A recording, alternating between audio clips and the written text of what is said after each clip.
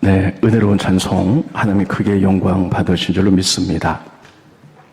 저는 몇 년 동안 성경 읽기표에 따라서 주일날 설교를 했습니다. 그러다 보니까 구약은 길고요, 신약은 짧습니다. 그래서 구약 위주로 설교하게 되어서 지난주로 우리가 성경 읽기가 느헤미야서까지 읽어서 구약의 역사가 다 끝나게 됩니다. 그래서 한 달 동안 신약에 좀 설교하고 그리고 이어가도록 하겠습니다. 우리가 사도 바울하면 예수님 이후로 제일 하나님께 중요하게 쓰임받았던 사람입니다. 전 세계에 3차 선교여행을 떠나요 전 세계 복음을 확산시킨 분이죠. 근데 우리가 바울하면 주변에 제자들도 많은데, 예를 들면 디모데, 또 에바브라디도, 그리고 실라, 그리고 이제 아볼로와 브리스길라, 이런 분들은 우리가 능히 잘 압니다. 그러나 바울 서신을 자세히 들여다보면 이름이 한두 번 나온 사람들이 있어요. 그럼에도 불구하고 그들이 얼마나 중요한 일들을 했는지를 좀 차근차근 봐가면서 한 서너 주 아니면 이렇게 말씀을 전하도록 하겠습니다. 오늘은 바울 곁에 있던 사람 가이오에 대해서 말씀을 전하도록 하겠습니다. 가이오 하면 성경을 웬만큼 알지 않고는 이런 사람이 있었나 할 정도입니다. 자, 저 보겠습니다. 사도 바울은 하나님께 부름을 받은 다음에 3차에 걸쳐 전 세계 선교여행을 했는데 1차 선교여행은 갈라디아 지방으로 갔습니다. 자, 좀 지도를 그려보면 이렇게 되어 있습니다. 이거 지중해 바다고요. 여기가 이집트 애굽입니다. 여기가 이스라엘 나라죠. 그리고 여기가 위쪽이 갈라디아 지방입니다. 거기 많은 도시들이 있었는데요. 여기에 1차 선교여행을 떠납니다. 그래서 이고니온을 갔다가 루스드라로 갑니다. 루스드라에 갔는데 거기서 많은 기적을 일으키죠. 그리고 많은 사람들이 믿게 되니까 이고니온에 있는 유대인들이 예수는 이단이다, 그러므로 예수를 전하는 바울도 이단이다, 그래서 다 달려들어서 돌을 가지고 특별히 바울을 돌로 칩니다. 얼마나 많이 맞았는지 기절했는데 죽은 줄 알고 그를 버리고 떠납니다. 여러분, 요즘은 TV에서 그 아랍이나 이슬람권에 관한 문화, 또 영화 이런 것들을 제법 많이 합니다. 거기서 우리가 잠시 볼 수 있는데요, 돌에 맞아 죽는 형벌을 이렇게 합니다. 사람이 있으면요, 하반신, 허리 밑에는 땅에다 묻습니다. 그리고 이제 상반신만 남죠. 그런 것 갖다 이제 보자기를 뒤집어 씌워요. 그리고 가장 가까운 사람도 돌로 칩니다. 그래서 죽을 때까지. 그래서 그 돌이 머리를 깨트리고 피가 낭자하고 그래서 죽어요. 혹 그렇지 않으면 사람들을 뒤로 묶어서 무릎 꿇인 다음에 그리고 돌을 쳐서 죽이는 관례가 있었습니다. 아마 바울은 무릎을 꿇고 손을 뒤로 했을 때 그리고 돌로 쳤던 것 같습니다. 얼마나 많이 맞았는지 피부가 찢어지고 뼈가 깨지고 막 멍투성 피투성이 돼서 기절했는데 죽은 줄 알고 버리고 떠났죠. 바울이 깨어났습니다. 그리고 그 몸을 가지고 그 옆에 더베라는 곳에 가서 복음을 전합니다. 그랬더니 더베에 있는 사람들이 많이 믿는 거예요. 왜냐하면 한번 생각해 보세요. 우리가 가끔 선교사님들이 선교 보고를 할 때 그냥 말쑥한 모습으로 선교 보고하는 것도 은혜가 됩니다만, 선교하다가 고난을 당해서 막 이런 데가 찢기고 그리고 팔이 막 이렇게 기부싸고 막 이래 와서 내가 선교하다 이렇게 고난을 당했습니다, 그렇다면 더 많이 감동이 올 거예요. 마찬가지로 루스드라에서 얼마나 많이 돌에 맞았는지 한번 생각해 보세요. 멍투성에 피투성에 이런 몸으로 더베를 갔어요. 그래서 복음을 전하다가 이렇게 특별히 고난을 당했다. 그랬더니 사람들이 마음이 감동돼 갖고요, 예수를 많이 믿는 거예요. 그때 믿었던 사람이 가이오, 그리고 디모데입니다. 따라해 보겠습니다. 가이오, 디모데. 그래가지고요, 2차 선교 여행 때 그들이 배를 타고 이쪽에 에베소를 갑니다. 그랬습니다. 에베소. 여긴 지금의 터키예요. 투르키죠.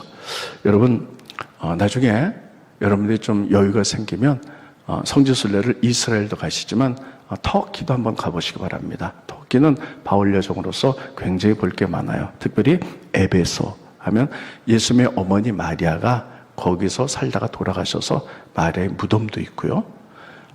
그리고 여러분 잘 아는 두란노 서원도 거기 있어요. 에베소에서 두란노에서 2년 동안 가르쳤지요. 자, 그래서 에베소에서 2년 동안에 두란노 서원에서 말씀도 가르치고 그리고 또 기도하다 보니까 많은 이적들이 나타나요. 자, 그런데 이때 같이 갔던 사람들 가운데 가이오와 디모데가 2차 성경 때 있었습니다. 스크린 보십니다. 사도행전 20장 4절을 보면 아시아까지 함께 가는 자는 베리아 사람 브로의 아들 소바다와 데살로니가 사람 아리스도다고와 세군도와 더베 사람 나왔죠. 가이오와 디모데 따라했습니다. 더베 사람 가이오와 디모데 이제 두 사람 이제 같이 팀으로 이제 같이 가죠. 그래서 에베소에 이르렀는데 그 에베소에서 2년간 머무르면서요. 그리고 많은 기적들이 나타납니다. 어떤 기적이 나타나냐면 기도만 하면 병자가 낫고 귀신이 떠나가는데 심지어는 바울의 손수건이나 앞침을 좀 이렇게 낫기만 해도 병이 낫다, 귀신이 떠나갔다. 성경에 그렇게 기록되어 있습니다. 스크린 보십니다. 사도행전에 보면 하나님이 바울의 손으로 놀라운 능력을 행하게 하시니 심지어 사람들이 바울의 몸에서 손수건이나 앞치마를 가져다가 병든 사람에게 얹으면 그 병이 떠나고 악기도 나가더라. 막 이런 일이 벌어지는 거예요. 그랬더니 에베소에 있는 많은 사람들이요 거기서 예수를 믿게 됩니다. 그런데 에베소에는요 그 당시에 우상을 섬기고 있었는데 아데미 여신이라는 이런 우상을 섬기고 있었어요. 그런데 그 사람들이 아데미 여신을 섬기다 보니까요 우리나라 사람도 옛날에는 막 부적 같은 거 이렇게 막 갖고 다녔거든요. 그것들이 나를 지켜준다 생각했는데 아데미 신상 가운데는요 요만하게 이렇게 만들어가고 사람들이 이렇게 차고 다녔어요. 이게 나를 지켜준다고 생각했어요. 그런데 이 사람들이 다 예수를 바울 때는 믿게 되니까요 신상이 팔리지가 않는 거예요. 그러니까 신상 장사 가운데 더메디로라는 사람이 동업자들과 함께 이 바울을 그냥 두면 안 되겠다. 우리가 손해가 있고 그리고 우상은 아무것도 아니라 그러고 우리가 섬기는 아데미 여신이 천해질 위험도 있다. 그래서 그냥 둬서 안 돼. 그를 고난을 주자. 그래갖고 막 일어나갔고요. 바울을 잡으러 다닙니다. 그랬더니 바울의 제자들이 이 바울을 도피를 시켜요. 바울을 찾을 수 없으니까 성난 이 무리들이 바울 대신에 가이오와 또 다른 제자를 잡아가지고 연극장으로 데려갑니다. 스크린 보십니다. 온 시내가 요란하여 바울과 같이 다니는 마게도냐 사람 가이오와 아리스다고를 붙들어 일제히 연극장으로 달려 들어가는지라. 여기 보면 연극장이라는 건 뭐냐면 원형 경기장 같은 데 있잖아요. 로마 시대 때는 사람들이 거기서 연극도 하고 사람들 모아놓고 재판도 하고 그랬는데 여러분 그런데 가요가 이렇게 잡혀갔어요. 막 그럴 때 보면 막 재판하면서 이렇게 하면 살려라, 이렇게 하면 죽이라 막 이런 거 있잖아요. 잡혀갔어요. 가이오 얘기는 여기서 끝납니다. 그러면 가이오는 거기서 연극장에서 많은 사람이 핍박할 때 고난이 올 때 그는 어떻게 반응했을까? 성경에 나오지 않아요. 그런데 우리는 생각할 수 있어요. 여러분 바울은 그 제자들에게 고난에 대해서 많이 가르쳤거든요. 특별히 두 군데를 보면 이렇게 쓰고 있어요. 스크린 먼저 보시죠. 디모데후서에 보면 이로 말미암아 내가 또 이 고난을 받을 때 부끄러워하지 아니함은 여러분 우리가 예수님 때문에 하나님 나라를 쓰다가 고난받는 거 절대 부끄러워하면 안 된다. 이런 교육을 다 받았어요. 또 로마서도 보겠습니다. 넘겨주시고요. 로마서 8장 17절에 보면 후반부에 이렇게 돼 있어요. 우리가 그와 함께 영광을 받기 위하여 고난도 함께 받아야 할 것이니라. 그래서 제자들에게 늘 얘기했습니다. 우리들이 천국에 가서 영광 받기 위해서 고난도 반드시 받아야 된다. 이런 교육이 돼 있었어요. 그래서 어쩌면 이 가이오는 고난에 대해서 담대했을지도 몰라요. 그리고 특별히 바울 스승 앞에서 그는 배웠습니다. 이런 바울이 가이오가 바울을 따라다닌 것은요. 더베에서 바울이 고난을 당해 온몸이 상처투성이 피투성이 상태에서 복음을 전했을 때 그것을 통하여 감동받고 제자가 된 사람이 가이오거든요. 그래서 이런 것들을 볼 때 그래 우리 선생님도 저렇게 고난 중에 복음을 전했지. 하나님 나라를 위하여. 그래서 고난받는 것 죄를 져서 고난받는 데는 부끄럽지만 하나님 나라를 위해서 고난받는 거 두려워하면 안 돼. 그리고 우리가 하나님 나라 가서 천국 가서 받을 영광을 위해서라면 이 땅의 고난도 마땅히 받아야 돼. 이런 것들로 다 알고 있었을 거예요. 그래서 바울을 대신해서 연회장에 끌려갔지만 많은 고난과 어려움이 있었지만 그는 담대했을 거다. 그래서 고난에 대해서도 그가 담대하게 나갔을 것이다. 이렇게들 해석을 합니다. 그랬다면 우리가 여기서 알아야 될 교훈이 있습니다. 따라해보겠습니다. 배운 대로 산다. 정말 중요합니다. 제가 많이 하는 얘기 중에 하나가 어떤 분들이 문제가 생기거나 또 우리에게 어떤 공동체에 대해서 서로 의견이 다를 때 제가 이런 얘기를 많이 합니다. 배운 대로 합시다. 우리가 성경을 통해서 배웠잖아요. 배운 대로 삽시다. 정말 중요한 것은 배운 대로 사는 것이에요. 여러분 왜 성경을 읽습니까? 많은 훈련들을 받죠. 왜 훈련을 받습니까? 알려고. 왜 성경을 알려고 합니까? 그대로 살기 위해서예요. 그런데 많은 사람들이 배운 대로 못 살아요. 그런데 이 가이오법은요, 바울 대신에 이제 연회장에 막 잡혀갔잖아요. 많은 험한 말과 고난이 있었을 거예요. 그러나 그의 스승 바울과 그가 가르쳤던 고난에 대해서 배운 대로 담대하게 사는 거예요. 두려워하지 않는 거예요. 그래서 배운 대로 사는 거예요. 그런데 여러분, 우리가 배웠지만 말씀을 배웠지만 그대로 사는 게 그게 쉽던가요? 그게 쉽지 않습니다. 여러분 지난 일주일 동안 어떻게 사셨습니까? 귀한 말씀을 읽으면서 때로는 설교를 들으면서 은혜를 받아요. 그래서 이렇게 살아야지. 하지만 막상 내 앞에 어려움이 오고 환난이 오고 손해보는 것 같고 이랬을 때 정말 내가 배운 대로 사는가? 그게 결코 쉬운 일만은 아닙니다. 그래서 여러분 성경에 보면 그렇게 살기로 작정해놓고 다 그렇게 못 사는 사람들의 얘기가 너무 많이 나옵니다. 우리가 지난주까지 우리가 매일 성경 읽는데 느헤미야서를 읽었어요. 느헤미야서 끝났어요. 거기도 보면 그런 얘기가 나옵니다. 이스라엘 민족이 바벨론 포로로 잡혀갔다가 70년 만에 돌아와요. 그래서 느헤미야를 중심으로 해서 52일 동안에 성곽을 딱 만듭니다. 그래서 이스라엘이 유다 자치적으로 독립할 기반을 만들어요. 다 만들고 나니까 에스라가 따랐습니다. 에스라는 율법 학자거든요. 그들에게 말씀을 가르치기 시작해요. 그래서 그들이 말씀을 듣고 나니까요 깨닫는 거예요. 그래서 울면서 회개합니다. 우리 용서해 주세요. 우리가 그동안 죄진 것은 말씀을 몰랐기 때문입니다. 이제 말씀 알았으니 말씀대로 살겠습니다. 회개해요. 그리고 나서 그들이 말씀대로 살기로 결정합니다. 어떻게 결정하냐면요, 율법대로 살기로 문서를 만들어요. 그리고 거기 다 봉인했다, 사인을 다 합니다. 그 부분 보겠습니다. 우리가 이 모든 일로 말미암아 이제 견고한 언약을 세워 기록하고, 기록하는 거죠. 문서를 만들고 우리가 우리의 방백들과 레위 사람들과 제사장들이 다 임봉하나이다 하였느니라. 임봉했다는 것은 서명했다는 거예요. 우리가 말씀을 듣고 깨달으니 잘못 살았습니다. 이제는 말씀대로 살겠습니다 하고요. 다 성경에다 이렇게 다 쓰고요. 말씀대로 살겠습니다 하고 다 모든 사람에게 사인했다는 거예요. 그리고 나서 그 다음에 뭐라 그래야면요, 그들이 저주의 스크린 보시겠습니다. 언약을 했다. 느헤미야 10장 29절에 보면요, 다 그들이 형제 귀족들을 따라 저주로 맹세하기를 따르했습니다. 저주 맹세. 굉장히 무서운 맹세죠. 그게 뭐냐면요, 하나님이 꼭 이 약속 지킵니다 하고 나서 이거 지키지 않으면 우리가 저주받습니다, 죽음 당할 겁니다 하고 저주로 맹세하는 거, 굉장히 무서운 언약이에요. 그런데 이스라엘 민족이 느헤미야에서 보면요, 말씀을 들었더니 깨닫는 거, 우리가 죄를 졌구나 막 울면서 회개하고 다시는 죄짓지 않고 하나님 말씀대로만 살겠습니다 하고요, 다 문서를 만들어서 다 사람들이 거기에 사인해 막 동의해요. 그리고 하나님 앞에 갖다 놓고 저주로 맹세하는 거예요. 우리가 이 율법과 말씀대로 살지 않으면 우리는 저주를 받을 것입니다. 이게 무서운 약속이에요.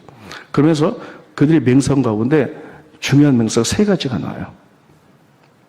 첫 번째는요, 이방인과 결혼하지 않겠다.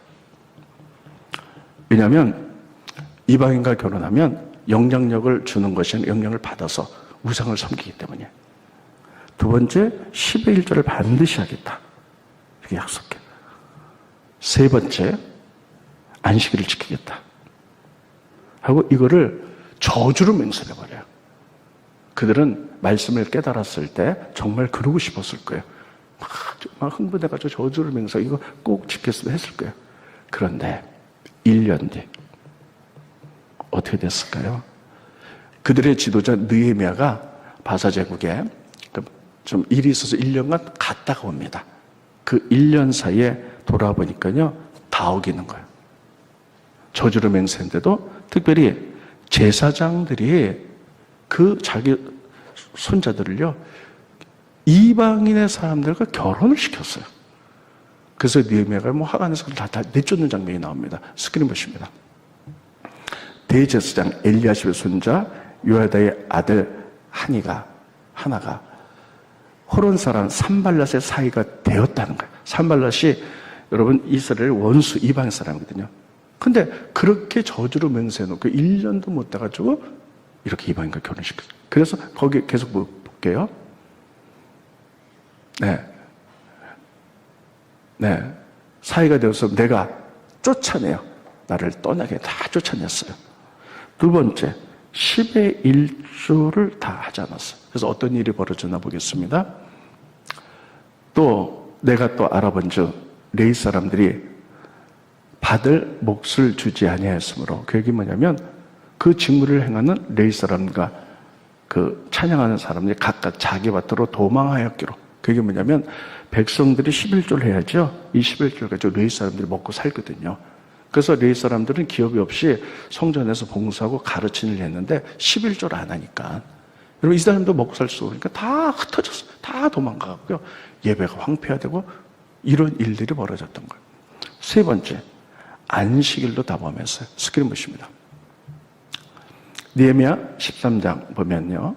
그때에 내가 느헤미야가 본즉 유다에서 어떤 사람이 안식일에 술두를 받고 곡식단을 나귀시로 운반하며 포도주와 포도와 무화과와 여러 가지 짐을 지고 안식일에 예루살렘에 들어와서 음식물을 팔기로 그날에 내가 경계하였고, 안식일에 다 장사하고 막 이래서 그렇게 못하도록 딱 성문을 안식이 시작되면 딱 닫았어요.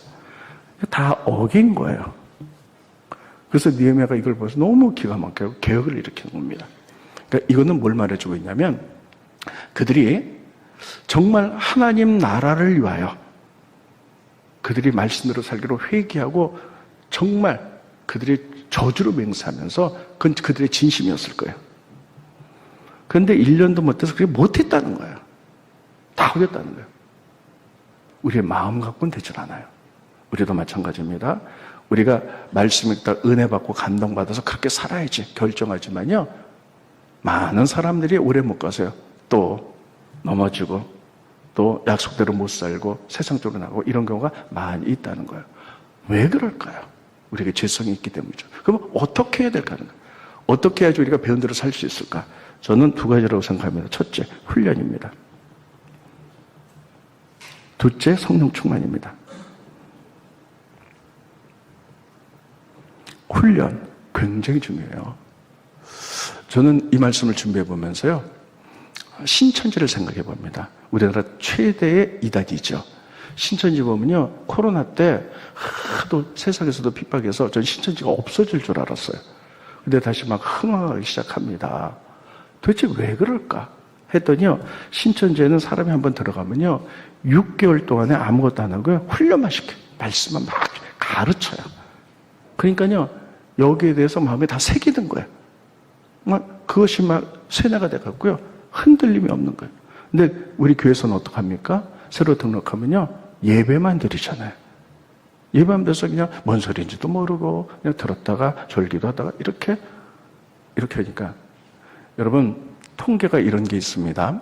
그냥 주일날 예배만 10년 다니는 사람과 교회 와서 6개월 동안에 말씀을 훈련받은 사람과 누가 더 믿음 가운데 서는가? 훈련받은 사람이 섰다. 이런 통계가 있어요. 이걸 통해서 깨닫는 것은 훈련이에요. 그래서 하나님의 말씀을 심장에 새기는 거 너무너무 중요합니다.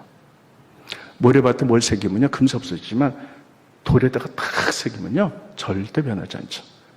이것처럼 하나님 말씀에 가슴에 새겨야만이 우리가 결정해도 변하지 않는다는 거예요. 이것은 훈련을 통해서만 되는 겁니다. 하나님 그걸 아셨기 때문에 이스라엘 민족이 가나안 땅에 들어가자마자 그들이 변질될 걸 알았어요. 그래서 하나님이 훈련의 중요성을 알아갖고요, 이스라엘 민족에게 이렇게 얘기합니다. 말씀을 심장에 새겨라. 그래서 이스라엘 사람들이 그 말씀, 그 유명한 쉐마 교육이에요. 그래서 그것을 심장에 새겨갖고요, 지금도 이스라엘 사람들이 가장 강력하잖아요. 말씀이 새겨버리니까. 쉐마 교육 때문입니다. 신명기 보겠습니다. 스크린. 너무나 잘하는 말씀이에요. 신명기 6장 4절부터 9절 쉐마 전문 읽겠습니다. 이스라엘아 들으라.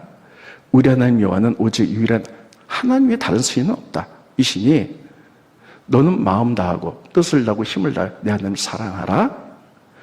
오늘 내가 명령한 이 명령을 너는 마음에 새기고, 따라했습니다. 마음에 새기고. 그래서 매일 새기라는 거예요. 그래서 계속 봅니다. 내 자녀에게 매일 부지런히 가르치고, 집에 앉았을 때든지 길을 갈 때든지 누워있을 때든지 일어날 때든지 24시간 말씀을 계속해서 새기게 만들어라는 거예요. 강론할 것이며, 너는 또 그것을 손목에도 쓰고 미간에도 붙이고, 그 다음 절 또 내 집 문설자 바깥문에 기록할지니라. 이게 뭡니까? 하나님 말씀을 새겨 훈련. 이렇게 되라는 거예요. 그래야지 내가 그렇게 살고 싶다고요? 죽음으로 저주 맹세해도 안 된다는 거예요. 죄성이 있기 때문에. 말씀을 새기라는 거예요. 그래서 이스라엘 민족이요, 가나안 땅에 딱 들어갔어요. 그다음에 뭐라 그랬죠? 이렇게 얘기했어요. 에발산과 그리심산에 너희들은 큰 돌에다가 말씀을 새기는데 어렵잖아요. 그래서 회를 입힌 다음에 성경 율법을 다 새기라는 거예요. 그래서 이스라엘 민족이 어딜 가든지 다 볼 수 있도록. 여러분, 우리나라에 서울에서는 남산에 남산타워가 있잖아요. 탑이 있잖아요. 서울에 어디서든지 그게 다 보이죠. 그런 식으로 그렇게 새기라는 거예요. 하나님이 에덴 동산에서 선악과를 가장 가운데 두신 것은 어디를 가든지 그게 다 볼 수 있도록 이렇게 새겨서 늘 말씀 잊지 않고 훈련되게 만들어라는 거예요. 스크린 보십니다. 신명기 27장에 보면 너희가 요단을 건너 내 하나님 여호와께서 내게 주신 땅에 들어가는 날에, 가나안 땅에 들어가면 큰 돌을 세우고 석회를 바르라. 요단을 건넌 후에 이 율법의 모든 말씀을 그 위에 다 새겨라. 그러면 내 하나님 여호와께서 내게 주신 땅, 곧 젖과 꿀이 흐르는 땅에 배가 들어가기를 내 조상들의 하나님 여호와께서 내게 말씀하신다 하라. 잊지 마라. 그 율법 다 새기라는 거야. 다 볼 수 있게 크게. 그래서 그들은 했는데 또 그렇게 쓰고 있습니다. 또 보겠습니다. 너는 이 율법의 모든 말씀을 그 돌 위에 분명하고 정확하게 기록하라는 거예요. 모세와 레위 제사장들이 온 이스라엘에게 말하여 이르되 이스라엘아 잠잠하여 들으라. 오늘 내가 내 하나님 여호와의 백성이 되었으니 그런즉 내 하나님 여호와의 말씀을 청종하여, 따르겠습니다. 청종하여 내가 오늘 내게 명령하는 그 모든 명령과 규례를 행할지라. 큰 바위에 새기고요, 청종하라는 거예요. 청종이 뭡니까? 전심을 다해서 듣는 거예요. 그러니까 매일 에발산과 그리스산에 큰 돌에다 말씀을 새겨놓고 매일 보라는 거예요. 청종하라는 거예요. 이렇게 훈련돼서 마음에 새겨야만이 절대 흔들리지 않는 거예요. 말씀대로 살 수 있다는 거예요. 그럼에도 불구하고 그게 다 넘어지죠. 그래서 첫째, 여러분 우리에게는 훈련이 많이 돼 있죠. 그래서 마음에 새겨야 돼요. 그래야지 넘어지지 않아요. 여러분 은혜 받았다고 막 감동이 오잖아요. 그때 정말 주님 뜻대로 살 것 같지만 한 달, 두 달 지나보세요. 다 흐지부지 없어지고 말아요. 마음에 새겨야 돼요. 따르겠습니다. 심장에 새기자. 근데 두 번째는요, 그렇게 새겼어도 막상 우리가 말씀 앞 어떤 현실에 부딪히면요, 그게 참 말씀대로 살기가 너무 어려워요. 왜냐면 꼭 바보 같고 내가 손해보는 것 같고 그 돈 몇 푼 그냥 못 버는 것 같고 이런 거예요. 그러기 위해서 따라서 성령 충만, 성령의 다스림 받는, 성령이 우리를 다스리도록, 성령에 우리 모든 걸 내어드리는, 그분이 나를 인도해 나가도록, 그래야만이 여러분 말씀대로 살 수 있는 거예요. 오늘 특별히 절기로, 기독교 절기로 성령 강림절입니다. 그래서 여러분 우리들이 이런 것들을 볼 때에 정말, 그래서요 성령 강림절이에요, 정말 기가 막힌 이렇게 말씀대로 배운 대로 사는 일들이 벌어지죠. 여러분, 우리가 성경을 읽을 때 그냥 막 사건, 인물주의로 읽는 것도 중요하지만요, 그 밑에 흐르는 하나님이 정치적인 영역에 어떤 가치관을 가져라 그랬나, 경제, 뭐 이런 문화, 예술 이런 것들을 다 하는 건 너무 중요해요. 이게 가치관이죠. 그런데 특별히 경제적인 영역에서요, 하나님이 이렇게 말씀하셨어요. 모든 사람이 다 잘 살기 원해요. 그런데 실패해서 가난해진 사람도 있고, 그래서 실패해가지고 그렇게 삶을 끝내길 원하지 않았어요. 그래서 하나님은 희년이라는 제도를 만들으셨어요. 그래서 가난한, 돈이 없는 사람은 자기 재산 땅을 팔기도 하죠. 자기 자녀들 팔기도 하죠. 근데 그렇게 살다가 비참하게 죽을 수는 없으니까 그들에게도 기회를 줘라. 그래서 50년마다 그걸 다 땅도 무상으로 돌려주고, 또 자녀들도 노예에서 다 풀어줘라. 그들이 다시 살 수 있는 기회를 만들어라. 그런데 이 희년의 제도가요, 알긴 아는데 거의 지켜지지가 않았어요. 알긴 알아요, 이스라엘 민족이. 근데 못 지키는 거예요. 아이고, 이 재산 나눠주면 난 어떻게 해? 여러분, 우리가 신앙생활 하는데 가장 어려운 것 중에 하나가 돈이에요. 돈을 포기한다는 것 너무너무 어렵죠. 그래서 하나님이 이렇게 말했습니다. 하나님과 만문을 동시에 섬길 수 없다. 믿지 않는 사람들은 돈이 신이에요. 돈 되는 일은 뭐든지예요. 믿는 사람들도 하나님 정말 잘 섬긴 대로 한다지만 돈 앞에서는 넘어진 사람이 너무 많다는 거예요. 자, 그랬는데 이게 안 돼요. 그렇게 마음에 새겼는데도. 그런데 사도행전은 성령이 임하고 충만해서 그들의 마음을 주장하자. 그들이 이 희년의 제도를 실천해 나갑니다. 그래서 다 재산을 나눠놓고요, 다 나눠줘요. 그래서 초대교회 가난한 자가 없었더라라고 이렇게 쓰는 거예요. 스크린 보십니다. 사도행전 4장 보면 그 중에 가난한 사람이 없으니 이는 밭과 집 있는 자는 팔아 그 판 것을 가져다가 사도들의 발 앞에 두매 그들이 각 사람의 필요를 따라 나눠줍니다. 성령이 임하니까요, 그것이 가능한 거예요. 그렇게 했다는 거예요. 말씀을 지키는 삶을 살 수 있었다는 거예요. 이것을 보면서 다시 한번 말씀드리는데, 배운 대로, 말씀대로 살자. 이게 믿음이죠. 그러면 말씀대로 정말 살기 위해서는 훈련돼야 돼요. 말씀을 심장에 새겨야 되고요. 그것을 삶으로 드러내기 위해서는 성령이 나를 주관하는 삶을 살 수 있기를 예수의 이름으로 축원드리겠습니다. 이래야만 이게 가능하고, 이게 바른 삶이에요. 주님이 원하는 삶이에요. 자, 그러면 두 번째, 배운 대로 살자. 그럼 우리는 아까도 얘기했죠. 이 땅에는 많은 영역들이 있다 그랬어요. 정치적 영역, 경제적 영역. 그런데 이 시대의 가장 중요한 쟁점이 정치적인 영역이었어요. 우리나라는 그동안에 정치만 있는 나라 같았어요. 막 계엄이 있었고, 탄핵이 있었고, 대통령 선거가 있었고, 막 정말 정신이 없었죠. 자, 그러면 우리가 배운 대로 살기 위해서 제가 그래서 오직 성경으로 기반으로 해서 우리가 정치적인 영역을 어떻게 볼 것인가에 대해서 오늘까지 세 번째 얘기예요. 오늘로써 정치적인 이걸로 마감을 할 겁니다. 그래서 대통령 선거도 있었고, 그럼 하나님은 정치적인 영역에서 뭐라고 말씀했는가 하는 거예요. 이 가치관을 갖는 거 굉장히 중요합니다. 그냥 나는 어느 지역 사람이니까 이 사람 믿어서 대통령 됐고 이 사람 안 되니까 막 싫어하고, 절대 이러서는 안 돼요. 떨어진다. 성경의 가치가. 이거 배워야 되는 거예요.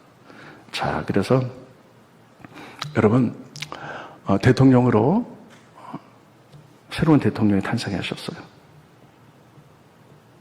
저는 이게 하나님의 뜻이라고 생각합니다. 왜냐하면 우리 하나님께 충분히 기도했습니다. 그렇잖아요. 정말 많이 기도했죠. 저도 나라와 민족으로서 이렇게 기도 많이 하긴 처음이에요. 다 기도하셨을 거예요.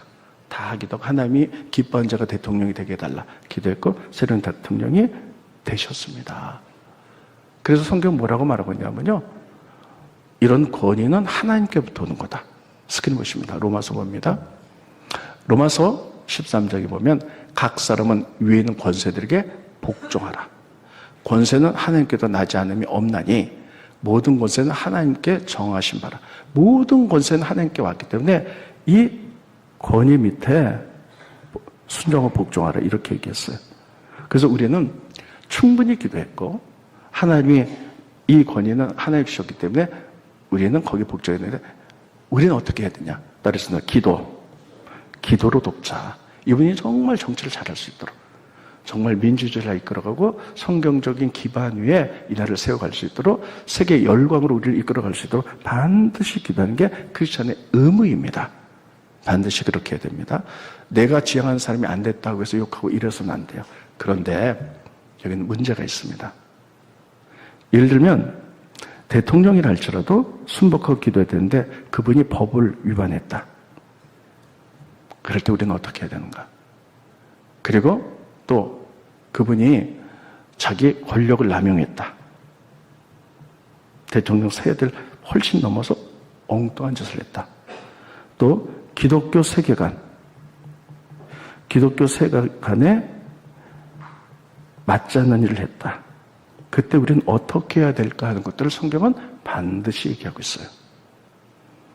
자, 예를 들면 이런 겁니다. 우리가 동성애는 성경은 완전히 이건 죄라고 말하고 있어요. 사람을 차별해서는 안 되죠.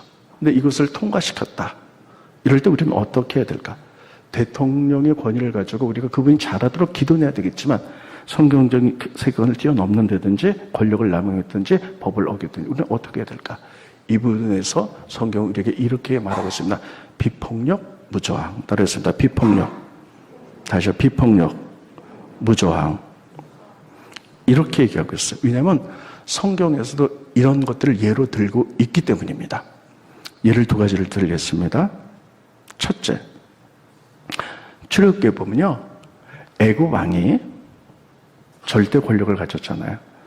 그런데 이스라엘 사람이 자꾸만 많아지는 거예요. 자꾸만 많아져. 그래서 나라가 위험하겠다 싶어서 법을 만들었어요. 어떤 법? 이스라엘 아기가 태어날 때 남자는 죽여라, 여자만 살려라, 이런 법을 만들었죠. 이 법 앞에 근데 아기를 낳으면 산모들이 있잖아요. 산모들은 어떻게 반응해야 될까요? 법이니까 지켜야 될까요? 세상의 왕은 이렇게 법으로 잘못된 법들을 제정했지만 여러분, 모든 생명은 다 존귀합니다. 근데 남자라고 죽이고 여자만 살려라. 그래서 이들은 거기에 대해서 한 거예요. 그래서 그들이 했던 것은 이거죠. 비폭력으로, 무저항으로 나가는 거죠. 그래서 아기를 해서 남자애는 살리는 거죠. 자, 그래서 모세가 태어났고요. 그래서 모세가 태어났죠. 그래서 애굽의 절대 권력 앞에 이름 없는 하나님 뜻대로 사는 여인들이 승리했습니다. 두 번째, 사무엘서 보겠습니다. 다니엘 보겠습니다. 다니엘에 보면 다니엘은 이스라엘 사람인데 바벨론 나라의 총리가 됐어요. 나라가 몇 번 바뀌었죠. 그런데 이방 사람들이 총리가 되니까요, 그 나라 사람들이 질투와 시기가 일어난 거예요. 저 총리 끌어내리자. 그래서 그를 털기 시작하는데요, 정말 신실한 사람이기 때문에 아무리 털어도요, 먼지 털어가는 잘못된 게 나오질 않는 거예요.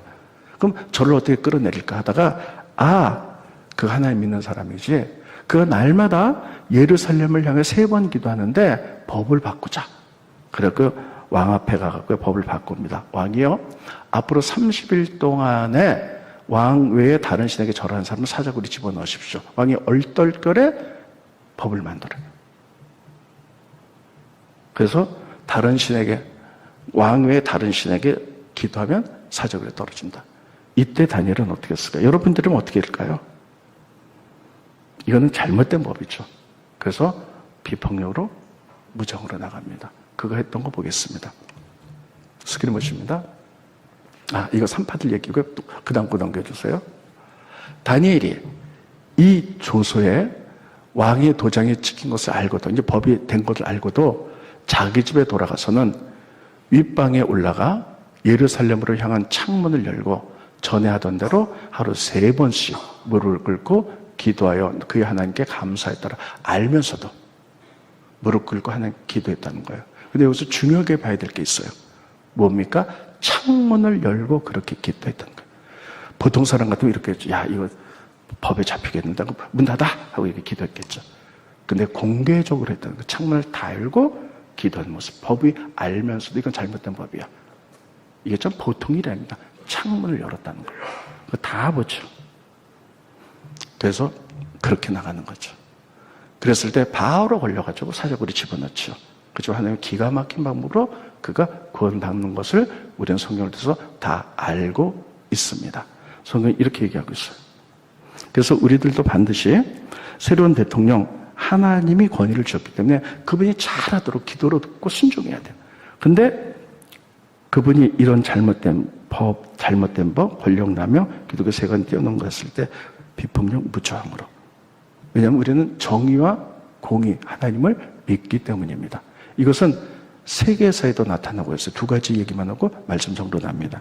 첫 번째, 미국에 흑인 차별이 있었죠. 노예가 있었고요. 1955년 남부의 알라바마주에서 차별법이 있었어요. 그래서 어떻게 됐냐면 버스를 타잖아요. 그러면 백인들은 앞에 타요. 그리고 앉아요. 흑인들은 버스 뒤에 가서 앉아요. 예배도요.